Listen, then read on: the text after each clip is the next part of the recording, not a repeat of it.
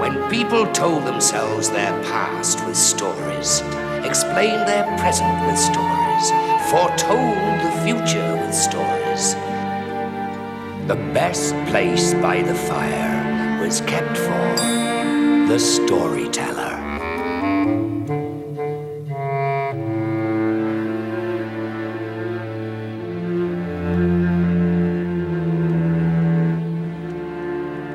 Trolls come at the bottom of the list of people you'd want as friends. They are revolting, trolls. They can't even stand each other. The troll in this story had a daughter, and she left home straight off. In her place, the troll found an orphan, a young girl to wait on him hand and foot. But this girl had more in store than to do for a troll. Oh, no. She had a destiny.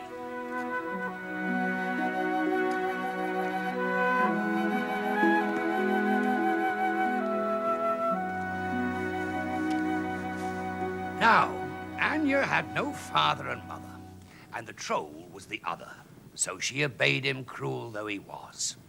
But one thing the troll could not abide was obedience. Of course, if she didn't obey him, woe betide her.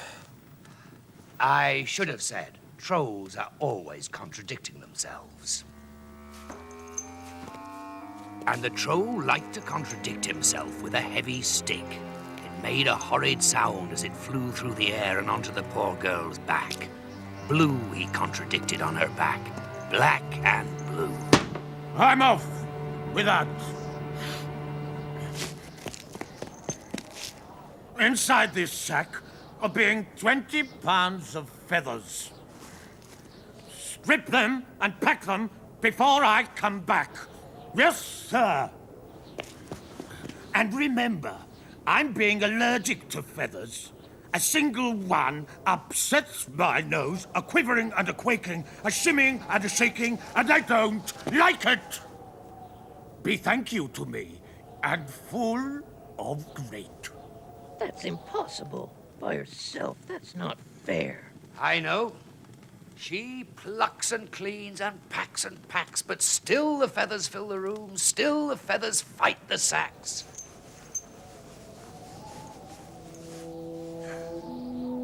Anya, don't be frightened. I've come to help you. Where have you come from? From your thoughts. Is there no one in the wide world to take pity on me, you thought? Well, there is. And here I am. Now, you're tired. Sleep. I cannot. The troll is my father and mother. Since I have no other, I must obey him. Trust me. Sleep. Thus persuaded, Anya lay down and fell into a slumber. And when she woke, what a sight! What a wonder!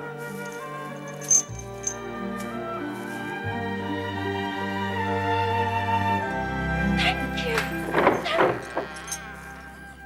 I've recurred. Yes, sir. You've done it. Have you done them all? I'm gassed and flabbered. I'm founded dumb. Was that a smile? No. No, sir. I don't like smiles. Get to bed without your supper. Joe!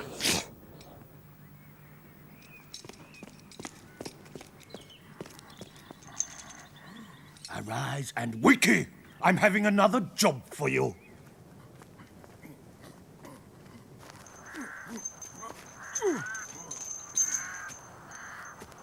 So, observe this pond. Deep, you'd say. And you'd be right. Depth aplenty. Drain it. Drain it with your spoon. And if I be recurring and find a drop of water, if I so much as get my footsie wet, heaven help me.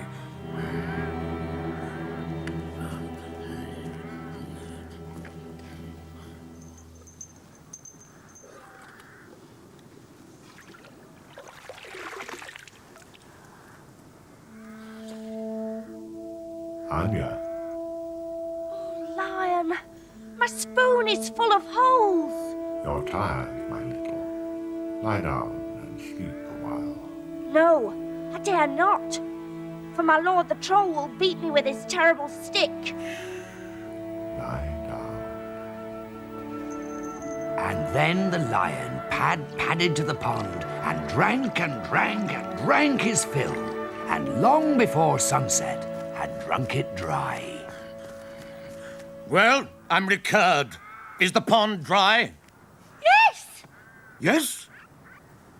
Yes, it is! How abstractly infuriating! Are we sure?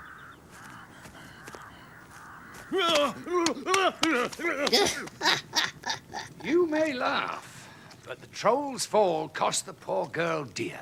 Yuck. That night she could not sleep for the colours on her back from the contradiction stick. All night she sobbed from its blacks and blues. And come the morning, the wicked troll has another task, worse than before. Impossible. All dry, you think? All finished? You'd be wrong. Now, you can build me a palatial. All the bits, all the pieces. By nightfall, miss. Hours later, she's moved one rock, a few inches.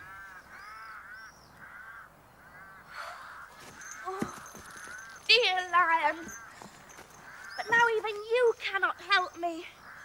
I'm to build a palace by nightfall, full of rooms and riches. You're tired, my little. Why not rest a while? I cannot.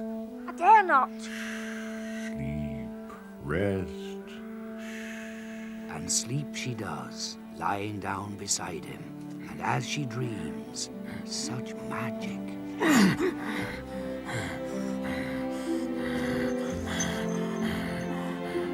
How have you done this?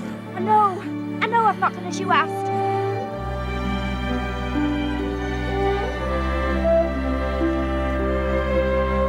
Beautiful. Oh dear. The palace is here, but Anya didn't do it. There is being a contradiction, and when there's being a contradiction, we have to speak with our friend, don't you think? I don't know, probably. Very probably. Certain, in fact. Look, rageous. Absolutely rageous. A whole palace in one day. Ah. This is more like it for an important troll.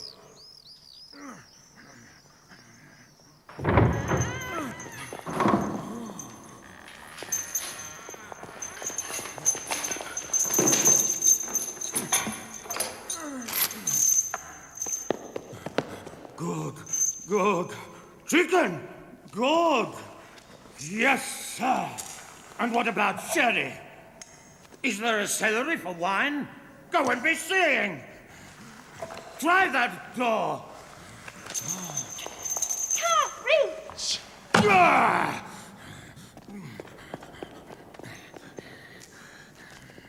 Let me fetch a line. A true conceit perfectly clarified. Lion!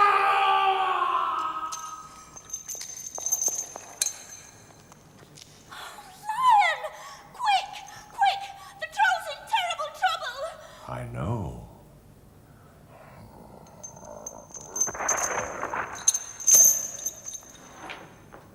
Poor troll. No father, no mother, and he was my other. Not poor, my little, but wicked and cruel. I made the palace. I also made the door. Good. I hated that troll. He was bad through and through. Oh, yes. So then what? Then our girl has a palace all to herself. What a transformation. For the first time in her poor life, Anya feels wonderful.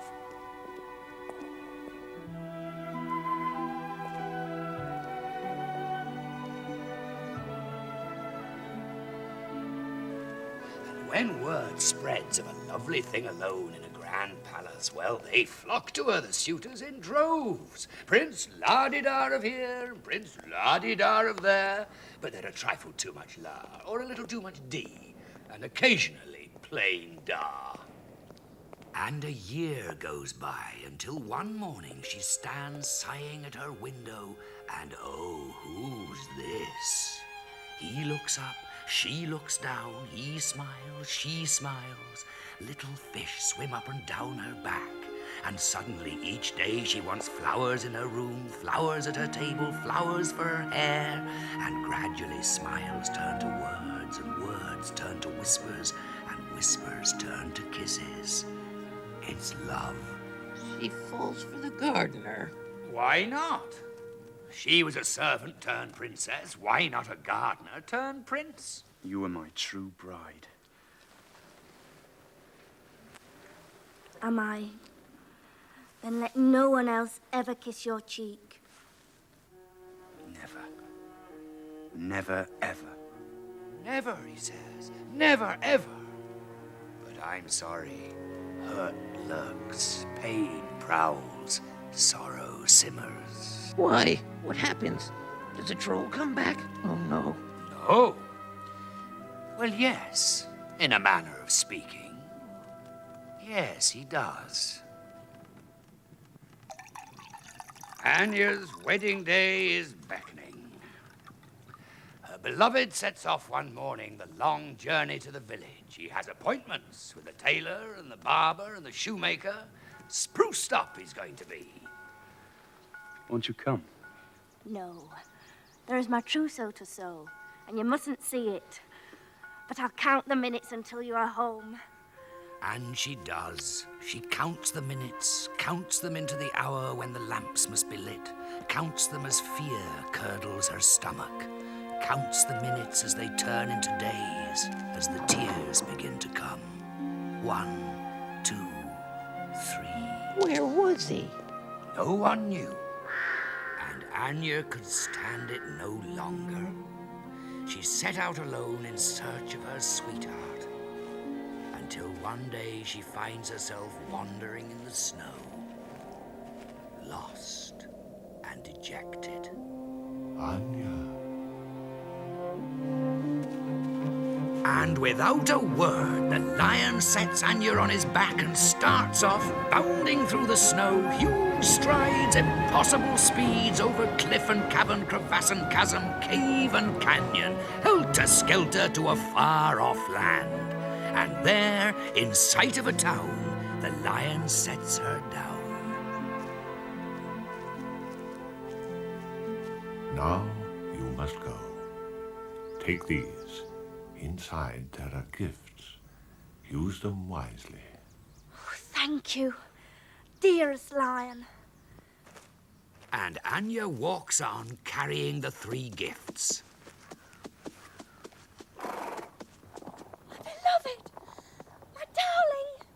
She cries, and the rider looks at her, tips his hat, smiles politely, and continues on his way. Wait! Please, wait! No, she cries, but it can't be, it can't be. The troll. It can't be. He's dead. And then she sees a pigtail, a diamond earring, a hint of silk at the throat. It's not the troll. It must be. It can't be, but it must be his daughter. It is the troll's daughter. Twice as ugly, twice as foul, and she's riding off with her beloved. Oh, Anya's dumbfounded. How? And what's happened to her darling? He's forgotten her? She's searched the world for him, and he's forgotten her. He's gone off with a trollop. But then her resolve strengthens. I am the true bride, and he my beloved. And off she sets, determined. On her way to the town, she meets a man who tells her about the troll's daughter, the trollop. She went to visit her dad, but he disappeared. She met a handsome prince and brought him back to her castle. He's under her spell. They're betrothed. That trollop's so greedy. Sees gold, she wants it. Silver, she snatches it. She collects handsome men like ornaments. My ornament, she calls them. So instructed, Anya hurries to the town, a scheme forming, a plan.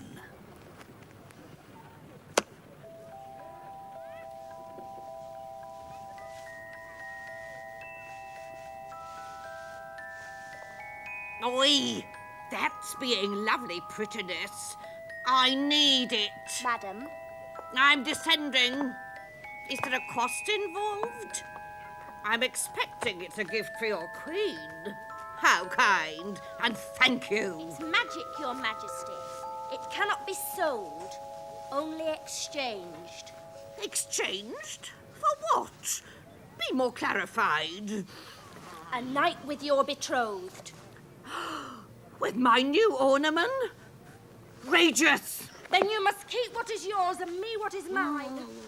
Silk! Yum! Good day, Your Highness. No! Back! A night with my ornament. And his very sweetheart, you know. How generous I'm being for such a small magic.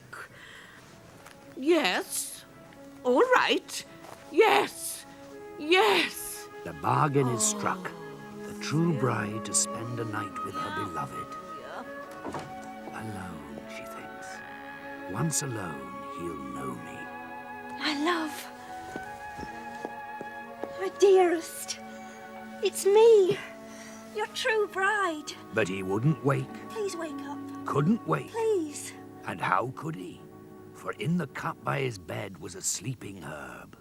Powerful, lasts all night until morning. What can our girl do? The bargain's been kept. The first gift wasted. What can she do but try again? Impossible. Magically, coin after coin drops to the ground. The trollop can't believe it. Oi! I can't believe it. Quick, the trollop wants the deal struck. And once again, a night with the beloved swapped for the endless gold pieces. That night, the same story. Darling. Whispers the true bride, Beloved. but to no avail. As for the prince himself, his days are vague, his nights dreamless. Stop him and ask him his thoughts, and what would they be? Oh, well. The trollop has rubbed away his past with her wicked spell. He hasn't heard his true love singing the night through, weeping in the morning. Oh, he says, well. But the prisoners have. Their eyes blinking in the black, their ears sharp. Yes, they've heard the clink of gold, but also the true bride's lament. So the next day, when the prince is walking the ramparts, they call out to him. Your Honor, how can you sleep at night with the beauties singing by your bed? Beloved, she calls you, and dearest. Your true bride, she cries. I am your true bride. When do you hear these things? All night! All night! He's heard nothing. Who is his true bride? He's very confused, very. And you see, he sleeps so deeply. Every night he has his drink, then sleeps so deeply. Oi! I'm being so impatient for a new toy. Let me see. Oh, so amiable, so agreeable. I need them. And the deal is struck. And that night, Anya arrives for her vigil. The final gift gone. Will you never wake?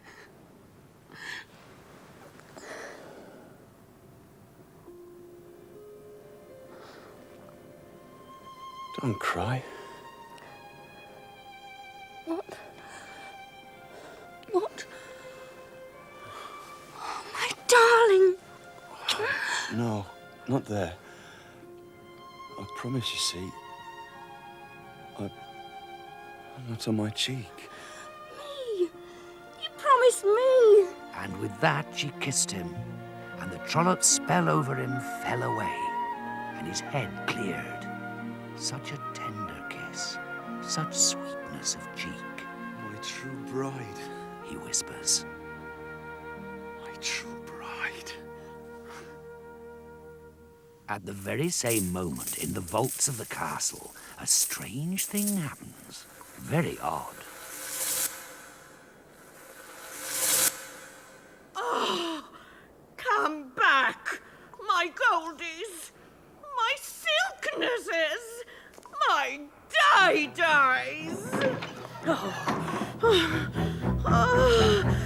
Ow! Too late, they've gone. They're away, the lovers, home, running home together. After them, get them back, hurry! And in her rage, the trollop closes on them, nearer and nearer, until she must surely catch them.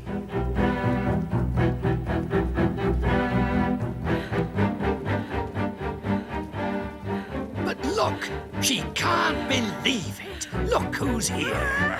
On his back they clamber and off he speeds, pounding the barren lands, huge strides, impossible speeds, over cliff and cavern, crevasse and chasm, cave and canyon, helter-skelter, home! They made it! Oh, yes, they made it. Thank you, Lion. And inside, lock the door, catch up their breath.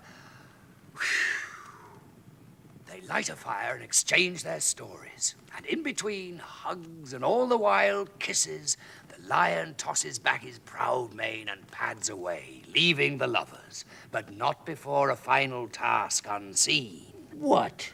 Ah, well, who have we forgotten? The trollop. Where is she? I don't know. Miles away, over cliff and cavern, crevice and chasm, Oh, cave no, and no, no, canyon. no. By the time the true bride and her beloved settle down to sleep, she's arrived at the palace. Once inside, she sniffs for them, her nostrils twitching and heaving, planning her revenge. There, her nose tells her, and stealing up, she hears their voices clear and unsuspecting behind the door. And from that day, our lovers lived peacefully. Babies came to bless them, and the sun forever shone. And they kept a statue of the lion, whom they both called the Thought Lion. And they told their children he could come alive in an instant if he wanted to, or if they ever needed him. But the children found that hard to believe.